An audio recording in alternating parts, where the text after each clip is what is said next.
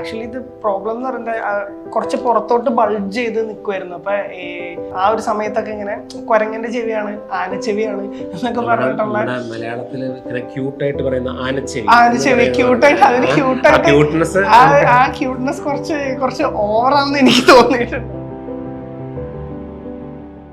So ഇന്ന് നമ്മൾ ഓട്ടോപ്ലാസ്റ്റി അല്ലെങ്കിൽ ചെവിയുടെ സർജറി കഴിഞ്ഞിട്ടുള്ള ഒരു ക്ലയൻ്റാണ് കൂടിയുള്ളത്. He's Salvin and he's a lyricist also in an upcoming Malayalam movie. നമുക്ക് ചോദിക്കാം എന്തൊക്കെയായിരുന്നു, അല്ലെങ്കിൽ വാട്ട് വാസ് ദ പ്രോബ്ലം, എന്തായിരുന്നു ബുദ്ധിമുട്ട്, എന്തായിരുന്നു, കാഴ്ചയിലുള്ള ഭംഗിയാണ്, അപ്പോൾ എന്താണെന്ന് നമുക്ക് ചോദിക്കാം.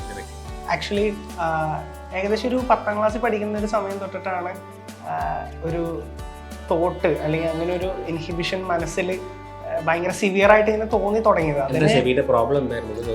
അത് ചെവിയുടെ ആക്ച്വലി ഇത് പ്രോബ്ലം എന്ന് പറയുന്നത് കുറച്ച് പുറത്തോട്ട് ബൾജ് ചെയ്ത് നിൽക്കുമായിരുന്നു. അപ്പൊ ആ ഒരു സമയത്തൊക്കെ ഇങ്ങനെ കുരങ്ങന്റെ ചെവിയാണ്, ആനച്ചെവിയാണ് എന്നൊക്കെ പറഞ്ഞിട്ടുള്ള മലയാളത്തില് ക്യൂട്ടായിട്ട് പറയുന്ന ആനച്ചെവി ക്യൂട്ടായിട്ട് അതിന് ക്യൂട്ടായിട്ട് ആ ക്യൂട്ട്നെസ് കുറച്ച് ഓവറാണെന്ന് എനിക്ക് തോന്നിയിട്ടുണ്ട്. അതായത് അങ്ങനത്തെ അതിനെ ഭയങ്കര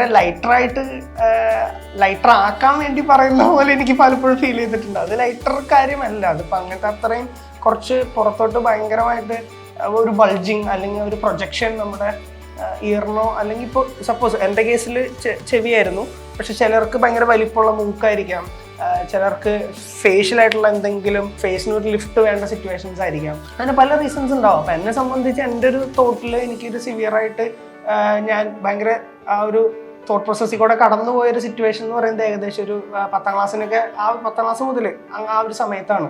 അപ്പോൾ എനിക്ക് ഇതിലൊരു പ്രശ്നമുണ്ട് ആക്ച്വലി. പക്ഷെ അന്ന് നമുക്കൊരു ഫിനാൻഷ്യൽ സിറ്റുവേഷനും അതൊന്നും നമുക്ക് ഭയങ്കര എന്ന് പറഞ്ഞാൽ ഇത് ആക്ച്വലി ഭയങ്കരമായ എക്സ്പെൻസീവ് ഒരു പ്രൊസീജിയർ ആയിട്ടല്ല, ബട്ട് സ്റ്റിൽ അന്ന് നമ്മൾ പഠിക്കുവാണ്. അപ്പം ഇത് എന്തായിരുന്നു ചൈൽഡ്ഹുഡിൽ ഉണ്ടായിരുന്ന ആരെയും കളിയാക്കുമായിരുന്നു? അതാണ് ഞാൻ ആക്ച്വലി പറഞ്ഞത്. ആക്ച്വലി ആനച്ചെവി ബുദ്ധിമാരുടെ ലക്ഷണമാണ്. ഭയങ്കര ഇന്റലക്റ്റിന് കുറച്ച് പ്രൊഡൻഷ്യൽ ആയിട്ടുള്ള ആളുകളുടെ ഒരു സൈനാണ് ആനച്ചെവി. അതുകൊണ്ട് അത് ഗ്ലോറിഫിക്കേഷൻ ഉണ്ടായിരുന്നു അതിന്. അതിന് ഗ്ലോറിഫൈ ചെയ്തൊന്നും എനിക്കൊന്നിനും ഭയങ്കര ഒരു പോസിറ്റീവ്ലി ഫീൽ ചെയ്തിട്ടൊന്നുമില്ല. എനിക്ക് തോന്നുന്ന ഒരുപാട് പേര് പുറത്ത് ഇതിനെ പറ്റി ഒരുപാട് നോളജ് ഉണ്ടെന്ന് എനിക്ക് തോന്നുന്നില്ല. കാരണം ഈ കോസ്മെറ്റിക് റിലേറ്റഡ് ആയിട്ട് നിൽക്കുന്ന സർജറീസ് ഞാൻ കേട്ടിട്ടുണ്ട്. ഈ ഗൈനക്കോമാസ്റ്റിയ, അതേപോലെ ഈ പറഞ്ഞ പോലെ ഈ ear correction procedure, face lift procedures, അങ്ങനെ ഒരുപാട് കോസ്മെറ്റിക് റിലേറ്റഡ് ആയിട്ട് നിൽക്കുന്ന നമുക്ക് എന്തെങ്കിലും അങ്ങനത്തെ കൺസേൺസ് ഉള്ള ആളുകൾക്ക് അതിനൊരു സൊല്യൂഷൻ കിട്ടാനായിട്ട് എന്താ ചെയ്യേണ്ടത് എന്ന് പറഞ്ഞാൽ ഫിനാൻഷ്യൽ ഇൻവോൾവ്മെന്റ്സ് അല്ല ഞാൻ പറയുന്നത്. ഫിനാൻഷ്യലി സ്റ്റേബിൾ ആയിട്ടുള്ള ആളുകൾക്ക് പോലും അതിനെപ്പറ്റി നോളജബിൾ അല്ലാത്തൊരു സിറ്റുവേഷൻ ആണെന്ന് എനിക്ക് തോന്നിയിട്ടുണ്ട്.